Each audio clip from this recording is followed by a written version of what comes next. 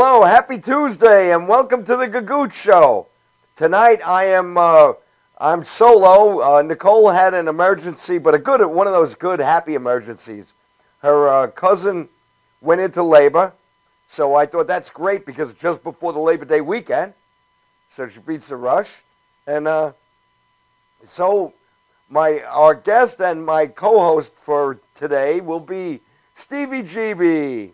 Big round of applause. Welcome back, Stevie. How are you? Hey, how's it going? It's going well. How are you? I'm doing good. I'm doing good. Good. You always complain that we never put you on. The last time you were here, Jeannie Powers didn't let you get a word in edgewise.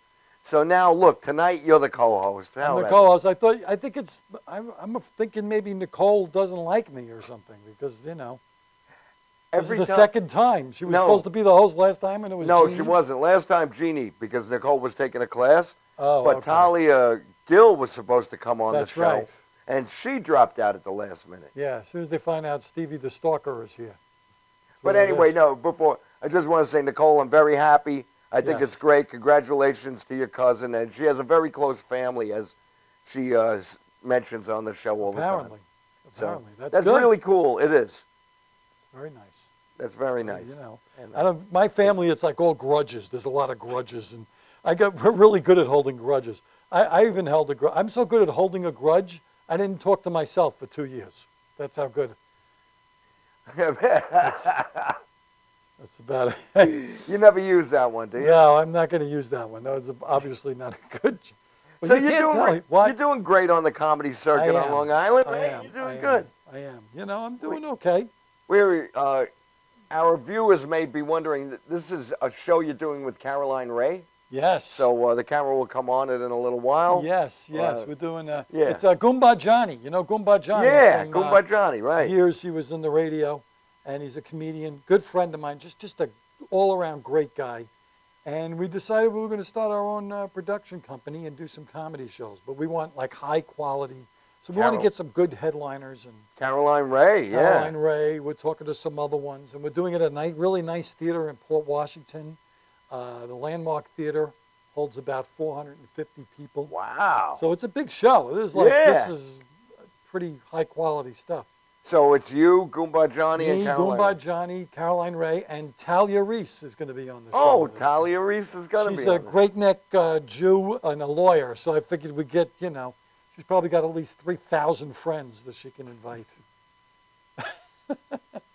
Or maybe she'll just serve them summonses and make them come. Right, you have no choice. You have no choice, yeah. Sorry, Talia, if she's watching, I apologize for... I don't know, yeah.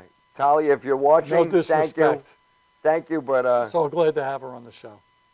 It's going to be a fun show, and that's October, which is apparently very close because months just fly. October. October what? October 3rd. October 3rd. I sound like a Brooklyn guy now. October. Anyway, speaking of a Brooklyn guy, you have a one-man show coming up, right? I do. And what is it called? It's called Welcome to Long Island. That's how we say it. It's LAWNGUYLAND, because that's what we sound like to other people. See, when I've done this show before, and people always get confused. They say, do that lawn guy. Who's that? What's that lawn guy show you do? No, it's Long Island. They don't get it. And it's about, now, is this different from, I went to, you did a DVD or a CD? Well, I did it, it didn't really, I didn't do it.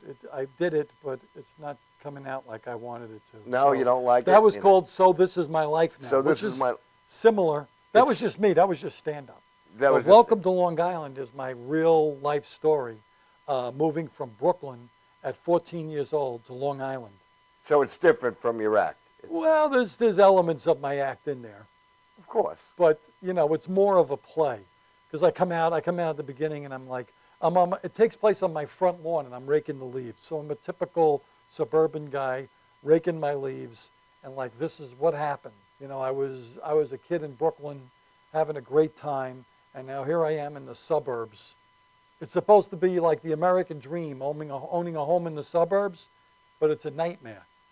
It is, right? It is. Every time you walk around the house, there's something to do. It's like, this is the American dream? This is what everybody hopes for? I want to, let me out. So But you know, it's that's funny. the whole premise of my show. And then I talk about growing up in Brooklyn and moving to Long Island, and then it's all the crazy stuff about Long Island. And it's about a little over an hour long, so it's a good. That's amount of good. time. And usually Yeah. you do it with you have somebody else either open for you or you. Sometimes, but I'm doing that in September 18th, at Samantha's Little Bit of Heaven. Oh, all right. Which, yeah. you know, at first, when I first went there, I thought it was a strip club. Because, you know, Little Samantha's bit of Little Bit of heaven. Heaven. You think strip club. But I go in there, and it's a Christian coffee house. The exact opposite. And you have to be very Of a clean, strip- which we've spoken about. Squeaky. You We've can't spoken even, about that place. you can't, obviously no cursing, no sexual references. They don't even want you to make fun of yourself. Yeah, I know. I No heard that. self. Most people, most comics are like, "What's left?" There's nothing. Yeah. But you know, it's pretty. I mean, not that they don't want to. They get a. You know what they do? If you make fun of yourself, you hear, "Oh, we'll pray for you." That's what they do. I could not. So it's very. If I did my act, they would want to pray for me just They would in the pray for first you. 2 They or would- 3 minutes. They would, but they get mad if you say anything bad. They shake pretzels. That's They their do, thing. huh? They shake the pretzels. Rick, what are you doing? That stuff. So they're very. But you know what? If you could do the room, it's one of the most welcoming, wonderful. She packs the place. She gets maybe 70, 80 people in. That's great. And they're great. And it's a nice stage, lighting and sound. It's a really nice venue. If you could do it, it's a nice venue. Yeah. But I like doing it because no comics could do it. I feel like, you can't do Well, that. a few comics who have been on, they Yeah, do yeah, it. Sarah Quinn. Sarah Quinn is a regular there. John Shea, Rich Walker, Eric Haft. I mean, these are good quality. Marcus Johnson, good quality comedians she gets. And it's a good place for them to work out like really clean material that they can do, you know, corporate gigs and whatever else. And you are clean anyway. Your act is relatively Well, I clean. write clean, but if I have to, I'll throw in, you know. It's easier to make a joke a little more risque, it's easier to do that than to take a dirty joke and try to clean. Yeah, you can't. You Because, can't. you know, a lot of times for us comics, the punchline is dirty, and that's what makes it funny, you know? It's like, boom. But, you know, there's so much shock humor, right? Isn't there like, what's shocking anymore? Nothing. Clean Yeah, is and shocking, Yeah. right? I said A that good somewhere. joke, though. Clean comedy is the new shock comedy. Because it's like, he's clean? What do you mean he's clean? There's nothing wrong with a nice, clean joke, though. There are some Really not. funny, clean jokes that you hear and there was one, you know how a song bounces around in your head, something you can't get it out? So that happens to me with jokes. Right. There's a joke, you might have heard this. These two boys are they're in a church, and they were in the choir. So the choir ended, and when they're leaving, they look down and they see an old woman dressed in black doing the rosary beads. So they get an idea, and the one boy yells down, "Hello!" And the woman's doing rosary beads, and she's like, "Who's there? What's your name?" "I'm a Maria. Who are you?" "Jesus Christ." "Stop. Be quiet. I'm talking to your mother." Right? I was thinking of that joke today. And that's a clean That's a perfect joke for That's a- Samantha's Little Bit of Heaven. Maybe not. No, it is. They're fine. Yeah? They're fine with that. They're pretty good. They're I pretty would. But then, you know, I do the Sicilian with the jacket over my head. That offends. That would be fine. I don't know. I wouldn't try Samantha's. No, you know, it's, you I'm know, going to be 60 soon. that's good. And when I turned 50, I did a tour, the FU on 50 tour. Okay. Okay? Then I had 58 in dog years. Right, I remember that. 59 in dog years. Yeah. Now, I want to work on a one-man show with the comedy, and I want to call it Everything That's Wrong With Me, But You Ain't So Hot Yourself. Okay. All right? And that's what I'm working on. But since I'm turning 60, it's going to be like it's going to be, I'm not going to use the Right. F curse that much. I use Right. it like once, Yeah. maybe twice. But I'm not going to hold back. Right. I'm going to let you know what you do that pisses me. You know, like That's fine. people who come up to you and say, "Can you keep a secret?" Right. Those people can't keep a secret. Right. Well, I always say, yeah, I can keep a secret. Everybody I tell can't keep a secret. That's the problem. Yeah. Anyway, you know, we have a video contest Oh, do going we? on, right? The Gagootz Show Right. second video contest. Yeah. Video contest number 2. you sent in a video. I did? And you did. What a surprise. Called Alone in the Office. Yeah, well, that's and that sounds dirtier than it's a quick 1-minute video. We're going to go to the Stevie GB video, and then we'll be back with Johnny Pajamas, and we're going to take a quick break. You're watching The Gagootz Show on Madhousetv.com.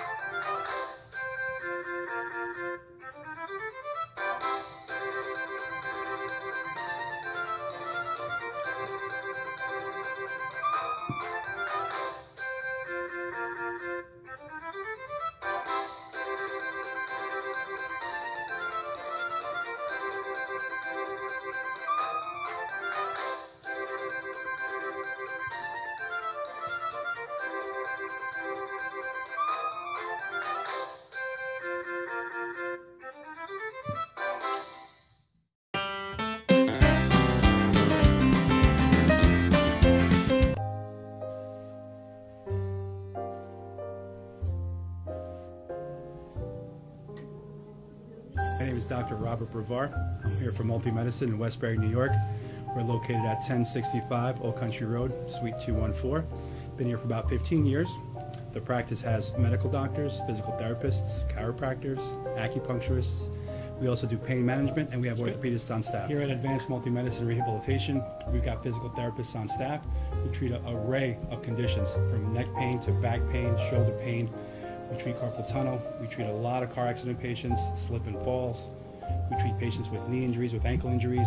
We have state-of-the-art equipment. We've been here for over 15 years. Vast array of diagnostic testing, from x-rays to EMGs. What is an EMG? It's a diagnostic test that allows a doctor to determine where the pinched nerve is.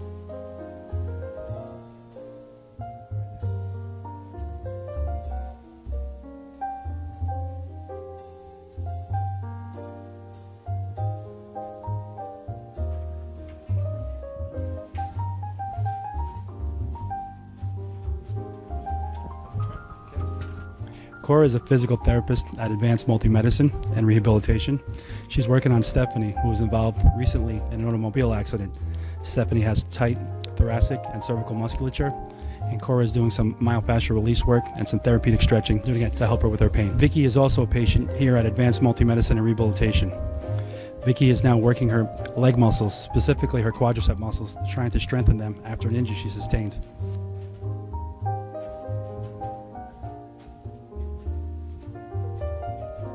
If you find yourself in need of any type of physical therapy, please don't hesitate to call Advanced Multi-Medicine and Rehabilitation, located in Westbury, New York, in Suite 214. Phone number is 516-334-7000, or find us on our website at advancedmultimedicine.com.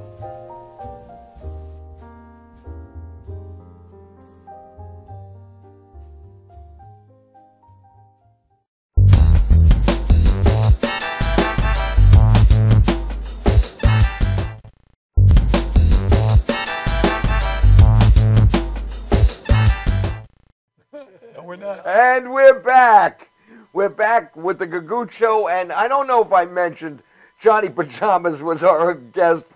It's actually Johnny Pajamas and Stevie GB, but he's been awarded temporary co-host. So if he doesn't do a good job, I'll let Johnny Pajamas. It's great to. I've met you a couple of times. I've seen you perform. Yeah. When we did the Comedy Roadshow, the Gagootz Show Roadshow, that's right. You made the poster, a really beautiful poster that we had on one of our shows. We had it up on an easel. Thanks very much. Yeah, I do. I posters and printing. That's really nice. How long have you been doing stand-up comedy? I've only been doing it about a year and a half. About a year and a half professionally, but all my life, you know, I was the class clown. So I've been doing it all my life. Most people were, yeah. Yeah. But it's very different, you know, making your class laugh and making, you know, a room full of people laugh. It's very, very different. Very different. You don't bomb as much in the 4th grade. Sometimes I get the complaint, like, people like my material, but they say they find me funnier when I'm just being conversational. And so that's why sometimes I like to, I like leave myself open now. Like I explained to people, it's like if you threw me out of an airplane without a parachute, and now my jokes they form a parachute because I just take them and I'm juggling them, and if people are laughing, and then if I'm getting the crowd, all of a sudden, you know, it's my parachute is starting to grow, and then all of a sudden now I can parasol, and now I can, and I like to do. I've written some of my best stuff, just hitting the ground running. Well, you know, I've only been doing it for a short time, so I feel like when I pull my parachute, forks and knives fly out instead of jokes. Forks and knives and parachutes. This is the weirdest analogy. No, forks and knives, because I get the analogy. The old Looney Tunes. I get the analogy. It's like a Looney Tunes, but it's also you grab the knapsack. Right. You know, come on, you should be old enough to know that, Joe. I'm not that old. I'm not as old as you. You're not. How old are you? 57. 57. I'm getting there. I want to mention, I'm doing a show in Staten Island, which I will be mentioning quite a bit. On the night, it was going to be September 17th. On the last show, I said it was September 17th in Staten Island. The date has gotten moved to September 24th, the day before my birthday. Oh, there you go. So trust me, I'm good. And the woman who is hosting and who's running the show, she's like, do you have 15 strong minutes? I said, you kidding me? I'm turning 60. You better believe I'm going to have 15 strong minutes. That's probably all I got left. You probably got 15 strong years, so you know. Maybe, you're lucky. yeah. Thanks for rubbing it in. No problem. Anyway, you shouldn't think that, you know, part of the problem when you're first doing comedy, you're memorizing all your material and your jokes, and you don't want to forget. But once you loosen up, right, Steve? Once you loosen up, as a matter of fact, Stevie GB has his own little classes, stand-up comedy video classes, and I've watched them. I've watched them. They're very good. A couple things. Have you watched them? You've watched? Yeah, they were good. They're very good. People And a seem to book like that I those. would like to recommend to our viewers as well, if you have an interest in stand-up comedy. It's called Zen and the Art of Stand-up Comedy by Jay Sankey. The book came out like 15 years ago. Yep. Jay Sankey. You can find it on Amazon. Zen and the Art of Stand-up Comedy. He covers everything. He covers hosting shows, running your own shows. I mean, he gets into some things like how you dress, that, you know, sometimes dressing is for your persona, because when you're doing comedy, you're not really like, when I'm doing it, I'm not really Benny Rizzuti. I'm the persona that Benny Rizzuti, right? We're our persona. So sometimes people dress for that. I'm a firm believer in dressing nice. Yeah, me too. Me too. I dress because I also look at the fact that if you bombed, they could say at least he was dressed nice. So who went up? You know the guy with the suit? Yeah, they put the jacket over his head. Right. The materials suck, but I love the suit, you know? You know, at the end of a show, if somebody comes up to you and doesn't say great show, they're like, great suit, I love the suit. Yeah. Bring my car around. Yeah, bring my guy in. It's the Jag in the back. Yeah. But that, you know, that book, though, covers that. And I feel that I like being, even, you know, the way you guys are dressed right now. I'm not saying you have to wear, I wear a suit a lot. I like wearing a suit. I like wearing a suit because it makes me feel, you know, like I'm more dressed up, more professional. I feel it really does change your whole personality when you're dressed nicely. I know, I've had friends, we have friends that they've done TV, like there's that Gotham show at night. Right. And I've stayed up to watch friends of mine who come out with the worst looking T-shirts. I know. They're wearing a T-shirt and it's all worn out, like you can't even make out what they're wearing. And I'm like, oh my God. It feels unprofessional, right? To me, I don't know. Me too. There Maybe are because we're the people- older generation. But you're right. I agree with you. I think it's nice to, I mean, I go out with a jacket and a bow tie. Yeah, you wear a bow tie. Yeah, I like I've always worn that because it was the funniest accountant persona, which I kept. But that's what you did when I first knew you. Yeah, you for a while I took it off and I went without it, and you know, but I like feeling dressed up, you know, and I think for some reason I think the audience respects that. Yeah, you know, I do too. Yeah, I think they look up to somebody that's, wow, he looks professional. He took the time to look nice. There are some people that, you know, they have that crazy look about them. Yeah, right. Again, like, like you said, it depends on your persona. You know, like Sam Kinison he had a black shirt, but he had the long coat. He had that.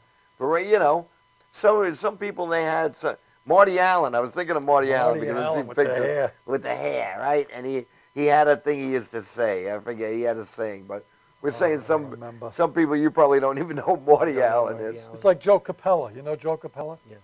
He's Marty Allen. He's got that hair, right? You know Joe Capella? Yeah. I like Joe Capella. He's a good guy. Yeah, I actually did the comedy college with him at McGuire's. Oh, there you go. Oh, We yeah? graduated Yeah, together. you're another graduate of the comedy college. Yep. It was, it was a great experience. It ran a little bit longer than it was supposed to because of the winter, so we ended up getting 10 or 11 weeks instead of 8. Wow. And the graduation shows were incredible. They were packed, 200, 220 people. Really? And it's like I'm always chasing that audience again. If I could just get in front of 200 people again, that would be great. You will. You got to work at it. Now, you're married. You have children. I am married. I got 2 children. Yeah, so that takes a lot of time. Yeah, it does. But it's great for material. Most of my jokes are because, just situations I find myself in with my wife in the kitchen, or, my kids are doing something that, there's so many comics that do kid jokes. It's tough, but it's original. It's unique. It's happening to me right now, and it's the funniest thing I've ever seen. And a lot of times it translates onto the stage. It's just great fodder. Well, it doesn't matter now. In my age, I do jokes, a lot of jokes about old age and losing my hearing and this. So I follow a guy like him is going to follow me, or Eric Tartaglione. He does, he's 50, and so I remember I did a show with him a while back, and I'm like, hey Eric, I do the old. He's like, don't worry about it, and it doesn't matter, We all do it. We all do it, yeah. I can't wait to do it. You can't wait to do it. But you find the material where it is. Yeah. As long as you keep working at it, your material will find you. Right. Well, my the way I material look at finds it is me. I'm this- gonna walk outside and probably slip or not look where I'm going and bang into some woman's chest, and Really? that's gonna become material for my next show. I hope that happens for you, Ben. That's I'm not gonna say it's gonna be That's a nice fun. goal. That's a nice goal in life, to walk Fall into into women's chests. I've been trying to do that for a long time. You're That's why accident-prone. Nicole's not here, because Oh apparently my God! Yeah, she's afraid I'm going to fall into her chest. All right. Nicole would have probably said something to you, Yeah. or she I'm might have sure. slapped you. Maybe it's good. I hope so. any usually- interaction with a woman is fine. Huh? I usually pay extra for that. So Any let's- female interaction. But yeah, it's the way I see it is, there's only so many premises. We're not going to write the greatest joke. There's a lot of comedians, and they used to do the same thing. We think we're going to write the most incredible joke that's ever been written, but you're not. I mean, I'm going to tell you what happened right? to me. So Yeah, it's we're all doing the same thing. So, but it's just your take on a premise. your take on it, yeah. Yeah. So, like, I remember too, and a big fear on the Long Island comedy scene, like long ago too, was somebody stealing because he's doing a vacuum cleaner joke. I know someone else that does a vacuum cleaner. Do you think they stole that vacuum cleaner? I'm like, no, they're using the concept. It's the same concept. Sometimes you'll write a joke though, and you'll think it's great, and you'll find out that your friend wrote something similar or somebody. Yeah. That's happened to me. And I'll tell you what happened recently on Facebook. Sometimes I think of something funny and I throw it onto Facebook. Oh yeah. So I wrote a joke which was original to myself, and it was that Donald Trump wants to build a wall separating the United States from Mexico, but the only way to make it cost effective is to hire Mexican laborers. So I put that, and I thought that joke was so funny and so original. Someone sent me a message, PM me, but he was a friend. He said, Carlos Mencia, and he mentioned 2 other guys that did the same joke. So I was like, then I plead like subliminal. Here's the thing. Subliminal Facebook and Twitter. If you're writing jokes on Facebook and Twitter, and somebody steals it, you're an idiot. That's like a No, hooker but he writing was her number on a bathroom wall and getting mad because somebody called her. It's All the right, same, yeah, right? great analogy, but what I'm saying it's is out there. You're putting it out there. But It's what I'm open. saying is he just told me, other comics have done that Of joke. course they have. They have. I never thought, It's tough But then to find out. When sometimes you think of I've something written- original, how do you find out if it's original or not? don't. You just do it. You know how you know if it's original or not? You don't steal. Right. That's it. Right. Easy as that. You don't steal. Right. If you're like if somebody does a premise and you're like, oh, you're doing a premise about a Camaro. I remember when I had my Camaro, then write it. Just be original. Stay away from the... Yeah, you don't want to consciously steal. But I think that the best thing you could do is talk about yourself. And this has been told by every comedian, but that's what you got to do. You got to, this is your life. Like I do a whole thing about growing up in Brooklyn and moving to Long Island. I'm sure there's other people that have done that, but it's really my life. Unique experience. So I think it's a unique experience, and it's my view of that experience I've had. So it's not like, if you're going to do jokes about Trump or, Starbucks or Viagra, you're going to expect it to be somebody else thought of it. And what happens what happens with that type of stuff, which is like topical and it's current events, It has a short after a while you shelf-life. can't use it. You can't do it anymore. You got to think of someone else. Like in 3 years from now, you won't be saying Trump anymore. You'll be like, who else? Who's a New York idiot that I can use for that? And then you got guys like, the Tonight Show, you got Jimmy Fallon, used to be Jon Stewart, Jay Leno. Right. All those guys, they're doing current event jokes every night. Yep. And they're probably, they got a whole team of writers writing the best current event jokes. So you're not going to come up with a better joke. So don't try. That's my. But using yourself, but then something I like, and I'm a big Richard Pryor fan. Yeah. Probably if you ask me, Personal stories, yeah. My number one comedian is Richard Pryor. Right. I have to say, stand-up wise, loved him. He did something that I like because I was a writer. I was an English major, so I learned certain terms like personification, and I got to see what I learned as an English major done by a stand-up comedian, where Richard Pryor, personification, he would give inanimate objects a personality, like when he talks about becoming an addict. He says, me and my pipe. My pipe would say, come on, Rich, you and me in the room. Right. Or he would do that with animals. He did it in the first Richard Pryor Live, which was a movie. It does the dogs. Yes. The dogs, the horses, the Phenomenal. monkey. But the dogs, he gives them persona and makes them people. I love that. And so I will do that. Like I wrote a bit about my my GPS system, and which that's another that a lot of comics do it. But when I first wrote it, I was like, I only wrote it on the spur of the moment. So someone approached me and says, hey, why don't you do this? And I said, I'm not going to do that joke because I know another comedian who does a GPS. And they said, so what? They're pretty much, so what? It's got nothing to do with their GPS joke. It's mine. And, I think they use personification also, which makes a GPS joke funny.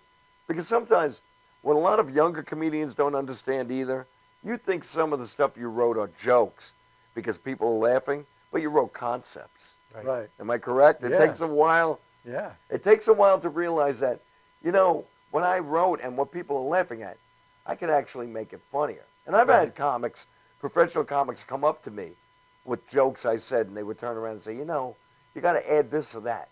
And I was like, and they're like, that's the joke. Mm-hmm.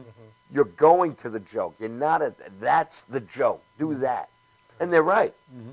Yeah. And you got to always take criticism. I'm going to be 60, and if some young punk kid comes up to me and says, if you did this and that, it would be funny, I would say, get the hell out of here. You're a friggin' moron. But then I would think about it when he wasn't around, and then I would do like what your boss does. Turn around a few days later and say, look at the idea I came up with. Yeah, sometimes, I'll be telling a joke, and people will laugh at a part that I didn't even expect. Like, that wasn't the punchline.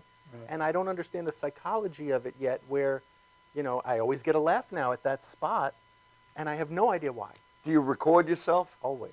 Yeah, Now you record just audio or video? I record video. Video? Yep. All right, good. yeah.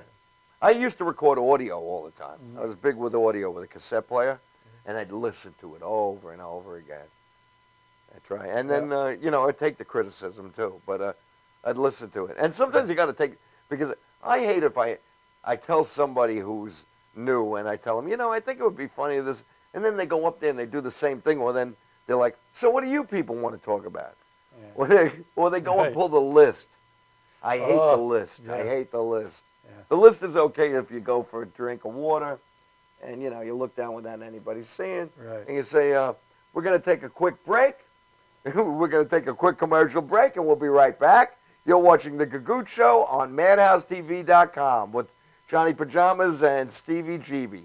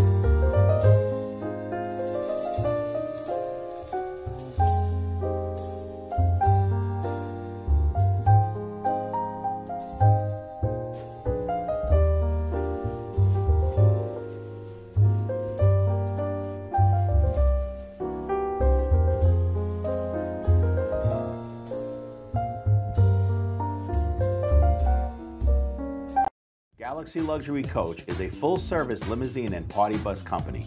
Family-owned and operated, we are an industry leader with over 25 years of experience in providing best-in-class luxury transportation for your special event. Whether it's your precious wedding day, an all-day wine tour out east, your high school prom, that special birthday, or just an amazing night on the town, our professional chauffeurs stand ready to ensure your special event is truly special.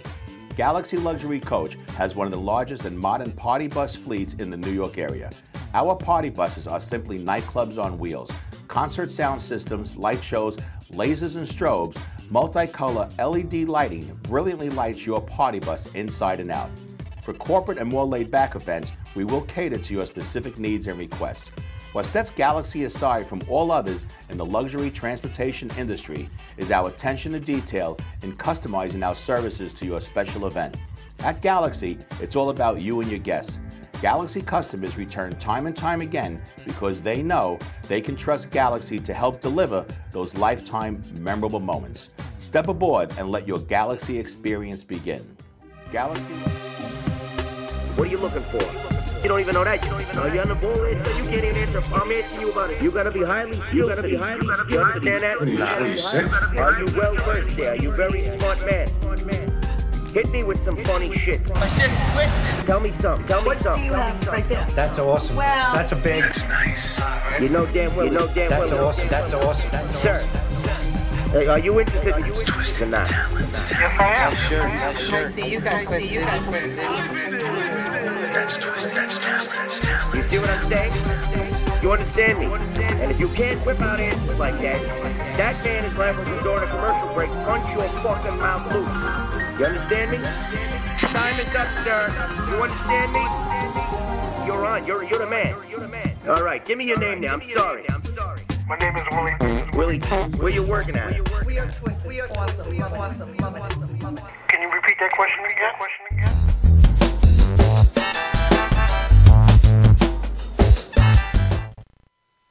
Welcome back to the Gagootz Show with Stevie GB and Jonny Pajamas.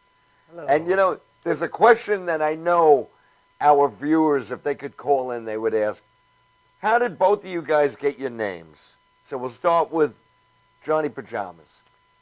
Well, I met this great group of people at a block party. They were all total strangers. I didn't know any of them, but we hit it off. They all knew each other. It was a big group of friends that went way back. So we hit it off, and they invited me to a house party. They said, in 2 days, we're having a big house party, and the guy said it's going to be a pajama party. But what he should have said was, it's going to be a slumber party. So I showed up in the wackiest pajamas I could find. I ring the doorbell. They opened it. Everybody's dressed to the nines like they're going to a club or something. And he said, you know, who's this? What are you, Jonny Pajamas? And I walked in, and everybody in the place called me Jonny Pajamas. And then that was it. Nobody knew my real name.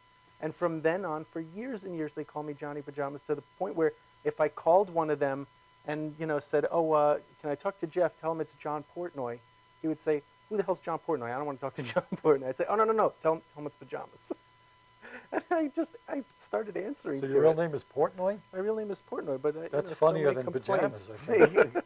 Portnoy's Complaint. Portnoy's Complaint, that's Yeah, right. Was that was a Philip book, Roth? right? I've been running from that joke my I whole couldn't life. get out of it. I could never get into that book. I don't know why. It's a Jewish thing. It was a complaint to I was me. forced to read it. My dad made me read it so I would understand everybody's joke for the rest of my life. They'd be saying Portnoy's Complaint. Oh, Do so you you've find? heard Do you that. like the book? I don't remember liking it. I don't Now, really who wrote remember. that? That was a famous I think author. it was Roth. Roth? Yeah, Philip Roth. Philip Right? Roth. Yep. So that was it. I John Portnoy was okay, but Johnny Pajamas was on. Johnny like that. Pajamas, I Johnny think, is a good Pajamas. name for you do stand-up comedy. It's got a kind of a Vegas Catskills. Johnny Pajamas. And you won't forget. Yeah, you won't forget it though. Oh, a little Tipperella Well, or some something. people think like I'm like a gangster type or Johnny something. Pajamas. What am I gonna do? Johnny- A slumber Johnny party you to Pajamas. death? I mean, can't- Johnny Pajamas brought a violin to it. You should do like one of those black and white, film noir detective gumshoe type thing. Johnny Pajamas here, one of those things. It reminds me of. I like Now, that. Stevie GB. Well, mine's obvious. Don't you think? Your last name is. Well, my real last name is Gianturco. Gianturco. Italian. Italian. I know. I'm half Greek, half Italian. I look Jewish. I don't understand. But Stevie GB is what? For Stevie CBGBs. CBGB. CBGBs. Because back in the late 70s, the Steve Oaks days, the Steve O days, Right. I was a punk rocker. I know, you can tell. But I was always at CBGBs. And people would say, hey, we're big going to punk- call you Stevie GB because you're always going to CBGBs. And that was, And that's how you got that name. so when I started doing comedy, I said, I think I'll use that. Because maybe people will remember me. Still waiting. And I got If the Benny joke's Rizzuti. What about you? and Benny Rizzuti, but Benny Gagootz, as you see So here. Rizzuti is your real name? I brought a Gagootz. I see Yeah, it's that. hard to believe. Rizzuti's my That real looks like the Ricola, almost. When you do that, it's like Ricola. Gagootz. Ricola. Gagootz. Gagootzala. Gagootzala. Gagootzala. Anyway, yeah, that's one Joey of the last Cola Gagoots. broke the other one. Did you mend this? Did you? No, glue he it? took it home. I gave He it. I took it gave that home? to him. Yeah, you Joey- watch the show, so I do. that's I great. watch. So I'm a regular viewer. that of is the- great. So now there's one less Yeah. person watching this show There's right one now. less person. I do. I watch it, and then right after you is Jeopardy. So it's perfect. That's cool. And then Wheel of Fortune. So I'm officially They old. still do Wheel of Fortune? I still do it. Oh, they buy do, it. yeah. Vanna Vanna White- White's still looking hot. They don't even Turn need the her. letters- She doesn't turn those. She touches it. They don't need her. Does she even touch it? Yeah, but Does she's she got a just deal. point? She has a deal with them. Yeah, You know what? she's God bless her. The grandfathered woman's in. working. And Pat The women's Sajak, work. he's She's the on most TV. unhappy person. Can't you tell? He just doesn't want to be there. You get that feeling like he's like, what's your name?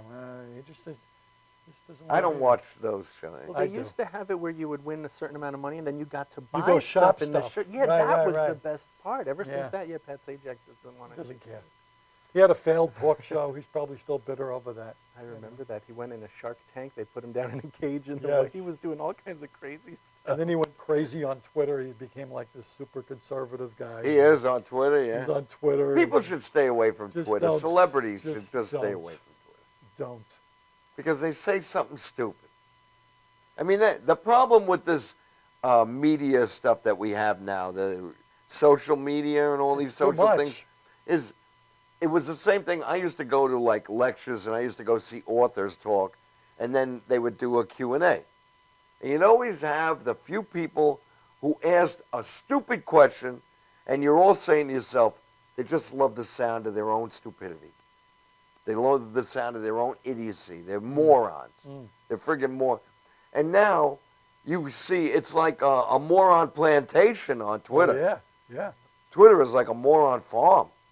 It is. Oh my You can't God! take And it back. and what I love is celebrities. And another thing that I learned when I was a bartender, and I bartended for wealthy people in Florida, and I learned that you can even be a moron and be rich. Rich doesn't know you. Sure. You don't have to be intelligent to have money. You can be a friggin' idiot. And now you see that on Twitter and Facebook. Some people, Yeah, some of the people, a lot of people's tweets and posts, sometimes it's not even real. Sometimes they have people posting for them or they have Oh, computer yeah. programs Yeah. posting for them. Ashley Madison, this big Ashley Madison website, they Yeah. found out that none of the women were real. these people were paying money to send messages to robots. They were texting with I robots. got disappointed because I thought Ashley Madison was a place that made ice cream cake. Right. So I got really, I had that on Facebook last Well, week. I wrote on Facebook that Chris Christie's wife found out that Chris Christie is on Dolly Madison. So, you know, that was my joke. That's good, on Dolly like that Madison. one? Yeah, yeah. They're getting divorced because she found out he was on Dolly Madison. Yeah, yeah, that's you know, it's good. a fat joke, you know. Yeah. A fat Chris Christie joke. That's really original. Nobody's doing that. But sometimes it's nice to have those. Yeah. You You gotta know, have I like it's to like write a stuff stock on joke. Facebook for Yeah. fun, but everything I write on Facebook, I don't do in my act. And I don't put my act on Facebook. That's kind of the rule I try to stick to. So a lot of people don't do that, yeah. Yeah, because then- like I'm not going to put my act on Facebook, and I'm not going to do the jokes that I write on Facebook on stage, because then it's like, then, you know, I think it lowers your credibility. I get that feeling. Right? I know. That was kind of like when, you know, like when Rod Serling, who was a writer, was starting to sell pens and socks on television. Right. He wasn't. They were like he was lowering himself. Yeah, yeah. Selling he out. became commercial, selling Yeah, out. Selling out. That's what You know, we used to just call like it. Eric Clapton takes a song, and he lets them use it for a beer commercial. Yeah, selling out. And selling out.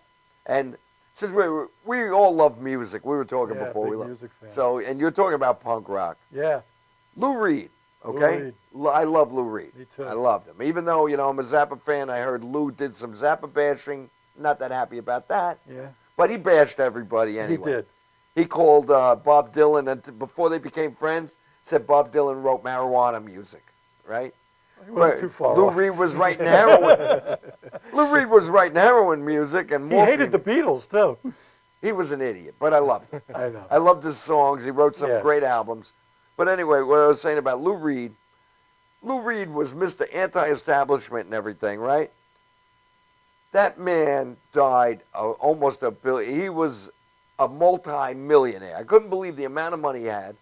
And his songs have been used on commercials. There was that commercial for the video game, one of the big video games. Perfect Day. Perfect Day. It's Right. such a perfect day. And Walk on the Wild Side's been used a number of times. A million times. Songs you wouldn't even realize. White Light, White Heat, which Yeah. is a heroin song, Yeah. was used in a bootlegging movie. Oh, I love with- when that happens. It was a bootlegging movie with Shia LaBeouf, Right. and they're doing it with a banjo. White Light, White Heat with a it's about- banjo. And I saw it with my son. I said, "This is a Lou Reed song." And it's And about they made heroin. it. They made it sound like a '30s bootlegging song. I love when that happens. Like they used the Ramones' Blitzkrieg Bop in a Pepsi commercial, and it's a song about Nazi Germany.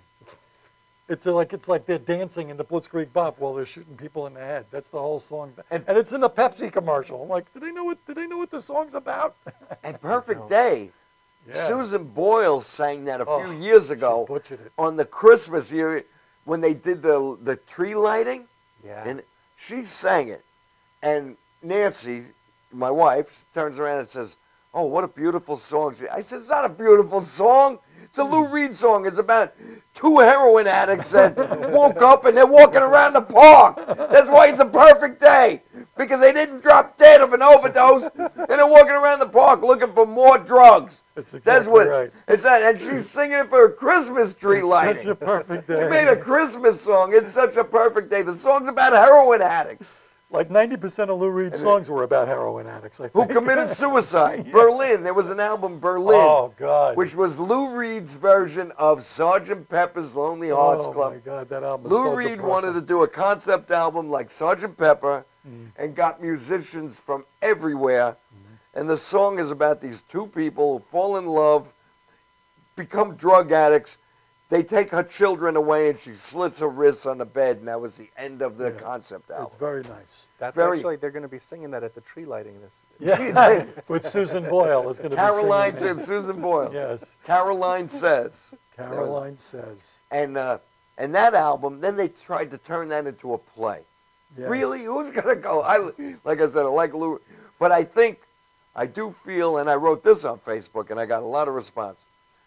I've seen so many of these tribute bands. I think the world is ready for a Lou Reed tribute band. Yeah, what would it I think be? we're ready, right? Oh, Right? What would you call it? Macaulay Culkin and this other guy, Oh yeah, they were doing Velvet Underground. Yeah, they did the I heard Velvet about Underground that. pizza Velvet tapes. Underground is still Yeah, very yeah, yeah. popular. They were great. That was Velvet Lou Underground. Reed, John Cale, Yeah, great band. financed by Andy Warhol. Andy Warhol. It was that whole art rock, art pop, whatever it was. I mean, that must It have was been a weird. cool time. That was, but 1967. stand-up comedy doesn't work in those places. Like, you couldn't do stand-up comedy in the factory where Lou Well, Reed probably, is. I think Lenny Bruce Well, hung out everybody's with those nodding guys. off. I think he was kind of in Lenny that. Bruce? Yeah. Yeah. Lenny Bruce had a different... He was Lenny kind Bruce of was not a beatnik comic. a beat comic. He was like a beat comic. I Yeah. consider, and I hope nobody finds this, I love Lenny Bruce, but I thought of Lenny Bruce as a stand-up philosopher. Yes, you're right. Right? Exactly Because a what it lot was. of times, you can listen to an album. I have the Carnegie Hall, was 3-record set. It's brilliant, but it's not it's not It's not Richard funny. Pryor. It's not No. Richard Pryor. Well, that's a lot like George Carlin. When you really listen to him, he doesn't get like huge laughs. He's telling the truth, and people are almost laughing at how Right, and ridiculous that- this truth is. And Lenny Bruce, they say he would take a mirror and, it was like irony, and he would show you what's going on and make you laugh. But he was the first one to do bits with characters, right? Correct me if I'm wrong. I think so. He was the first one to do an actual bit. The bit I'm going to do right now is say we're going to be back one more time. We're going to be back. We're going to show our Cankersaws video from my friend Don Sill. It's a video. You'll learn what it's about. It's about these 2 white rappers. They had a hit song. Now they're washed up. They're making a comeback. They call themselves the Cankersaws. I'm going to be in a episode that they'll be filming in October. That's a scary name. You're watching the Gagootz Show on Madhousetv with Jonny Pajamas and Stevie, what's his name? Stevie And the GB. Gagootz. Nicole, I miss you. We love you, Nicole. Come back, please. Sold. All right. So what's going on, man? Man, he's choking, man. He's only good if he's angry. How do we get him angry? I don't know. We gotta think of something. Here we go, man. All right. Here we go. All right. Here we go. Off the dome. Here we go. Here we go. You got a funny jacket. Pinstripes. It's your racket like Buddy Hackett. You got long tongues on your shoes. You ain't got nothing to lose. I like to get in my car and cruise. Sometimes when my alarm goes off early, I hit the snooze. That's the way it goes down. You a clown. And that's how the world go round, you know what I'm saying?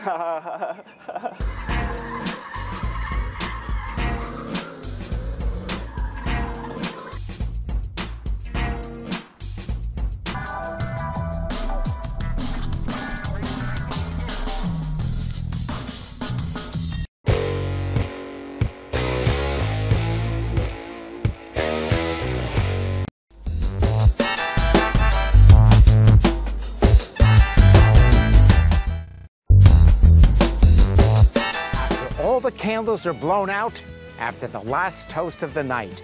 Cambridge paving stones with Armortech stand the test of time. Beautifully designed, built to last. Only Cambridge paving stones have Armortech, our unique process that produces a rich, distinctive color. Create your own memories with Cambridge paving stones. Visit CambridgePavers.com. Cambridge paving stones with Armortech will always look like new. Stretching under sedation or manipulation under anesthesia is a very gentle, very precise procedure to very slowly release any scar tissue that is formed as a result of a traumatic injury. Many people ask, how does this work? Will I get hurt? Will you stretch me too far? We only stretch the body part to its normal range of motion. After completing the post-MUA rehabilitation program, it's very common that our patients say to us, hey, I can play ball with my kid again. Hey, I can bowl again. Hey, I can enjoy hiking again. This is what makes it rewarding to us as practitioners.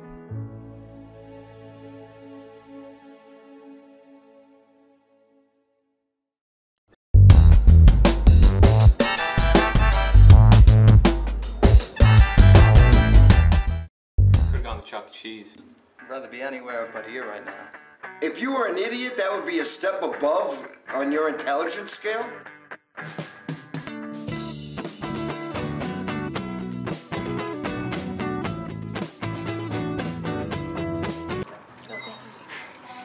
Hey, how are you? I'm fine, thank you. How are you? I'm fine. I'm part of your morning tonight. No, actually, I'm meeting my husband. He should be here any minute. And I'd like to sit due east. I'm not sure if we have a table due east, but I can ask. Okay. Do this for me, please. I can. In order, I'll give you my order. Yeah, sure. You want to grab an appetizer or? I want chicken waffles. Chicken waffles? Chicken waffles. I come here all the time. You make the best chicken waffles. That's the only reason I'm here. Sir, we don't actually have chicken waffles on the menu. I always come here. I always have chicken waffles. Are you kidding me? You don't have chicken waffles? No, I'm sorry, sir. I'm not kidding you at all. Sir, who was your server the last time you were here? The last time I was here, the server was Marissa. Nice lady. Really nice. Sir, I apologize. I don't think Marissa's worked here in 10 years. Are you kidding me? No? I've been coming here. Do you know that I probably used to date your grandmother in this restaurant? Well, you know that? You know, I was a bartender for years before you were born. And your parents, if I didn't get them drunk, you would not be here to serve me today. Do you realize that? Well, I got your parents drunk, and they were making love to the Pink Floyd album when it just came out. And if it wasn't for me, and it was all because of me eating chicken waffles. You can't get me chicken waffles? You can't talk to the chef? Do me a favor? I'll take care of you. Well, you're right, sir. If it wasn't for you, I wouldn't be here at all, and my parents would have never met. And I should probably thank you. Exactly. Absolutely. I'm gonna go get you some goddamn chicken waffles. You're the best. What's your name? Ruben. Ruben. All right, Ruben, like the sandwich. Can you make me a chicken, like a waffle Reuben? That would be like the coolest thing. You just get a waffle iron, a Reuben with a waffle iron. So we don't have a Reuben sandwich on the menu. You don't have Reuben or chicken waffle? What do you have?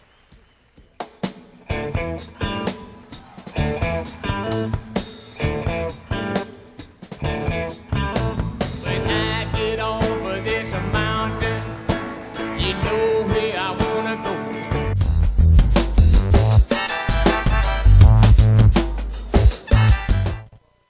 Welcome back to the Gagootz Show. We just showed you two videos. You saw Cankersaws before the commercial. And as I said, I'm going to be in an episode of that. That's a web series by Don Sill. It's a real fun web series. And then, right after the commercial, you saw something called Servers. That is my son Ryan's movie, which you saw Nicole was in it in the beginning. She had a small part. I was in it. And it was filmed in Nicole's family restaurant, Villa Monaco's, in the Nicole room, where there are so many comedy shows. And when Nicole comes back here on the next show, she'll tell you about an upcoming show in the Nicole room, I'm sure. There's a lot of great shows there. I had a lot of fun making that video, and I hope you all enjoyed it. Gentlemen, we're going through the home stretch here. Okay. Mr. GB, yes, you have this show coming in October. October 3rd, Caroline Ray, Sabrina the Teenage Witch, the Caroline Ray Comedy Hour. She was the host of The Biggest Loser for a couple of years. Yes, she was. What is she doing now? Very funny comedian. She's very funny. Very funny. Extremely funny. People love her. And she's a really nice lady. Doing that show with Goomba Jonny and myself, Italia Reese. That's October 3rd at the Landmark Theater in Port Washington. That's a great show. Four great comedians. 400-seat theater. You can get tickets. Go to my Facebook. I post it like every 3.5 seconds. Stevie GB Facebook. Oh, and September 18th, I got Welcome to Long Island at the Samantha's Little Bit of Heaven. That's Friday, September 18th at 8:30. You got to call for reservations because they sell out. All those, they love me. And I want to remind you all again, September 24th, Staten Island at the Jade Asian Bistro. It's on 313. I remember this pretty good for a loser. 313 New Dorp Lane in Staten Island. I don't know the showtime yet. It's hosted by Pauline Herveau. I will be on it. I'll give you more details. I don't know all the other comics. It's going to be my 60th birthday bash, and I'm going to do material, and I'm going to grab the mic and hit the ground running and just get out of my way because, you know, it's going to be, I'm going to roll you over with laughter. All right, Benny. Mr. Pajamas. I'm going to be at the Clarion in Ronkonkoma the last Saturday of every month doing a Gateway show with Mike Dillon. All right. That's great. Congratulations. Yeah, I love Gateway Comedy is the best. They give everybody a chance, and if anybody is thinking about getting into comedy, Gateway Comedy is definitely on Long Island, though, because, you know, we got people that, if they have a computer, they can watch this show. So, you know, like, you don't want somebody in Tibet saying, oh, I'm going to Gateway. Yeah, the Dalai Lama shows up. Huh? They like to walk in Tibet. What? Don't they walk a lot in Tibet? Don't they climb mountains and stuff? Sure. Well, that's the way we imagine that. Oh, yeah, maybe. That's what they want you to believe that because they don't want you to go to Tibet. They don't want you to go beautiful. There. Probably you don't have to work. Probably you could live there a month on They're a like, quarter. don't come here. You're going to be climbing mountains and walking. Stay home. Stay on Long Island. Yeah, stay on Long Island where you'll never retire. Go to Gateway. Go to Stevie GB and Johnny Pajama shows. Maybe we'll do a show together sometime. That would be nice. Yeah, we should do a show. That would be nice. Yeah. All of us. All of us. That would be great. I love doing shows with Stevie. Yeah, we have a lot of fun. Right. We have. I know Benny for years, since the '90s. Right? Yeah, the 1890s. The 1890s, right? The awesome. Well, we could go back. We didn't even mention. We're wrapping up, but you and I both wrote vampire novels, right? Or you wrote a. Well, I wrote a vampire play. You wrote a play called Vampires Suck. And I wrote a novel called Last of the Fangtooth Bastards, which I'll be doing a reading in October. And more details to come on that. I can't wait. We're doing a reading on that. And it'll probably be free. It might be close to free. That's nice. It might be, and maybe bobbing for apples. This is not free. This is not free. You want to find out the price? Yeah, go to my Facebook. Go to the Facebook. Just like I hate when you go in the store and you can't find the price on something, and then you. Yeah, and that's what he's doing. That's what I'm doing. That's what he's it's doing. A surprise. They want you to go to the register, and then you'll say, "Oh, $40 for Q-tips? Yeah, okay. Yeah, that's good. Yeah. I'm here. I might as well pay. All right, I want to thank you all for watching. Have a great week, everybody. Guys, thank you so much for being on the show. Thank you very much. Nicole, congratulations to your cousin. I love you. I miss you, Nicole. I can't wait for you to come back. We'll have some laughs and pizza. See you soon, Have a great week, everyone. See you next week. Have a good one. Wave, bye. Bye-bye. Happy birthday, Mom. Happy birthday, Mr. Pajamas.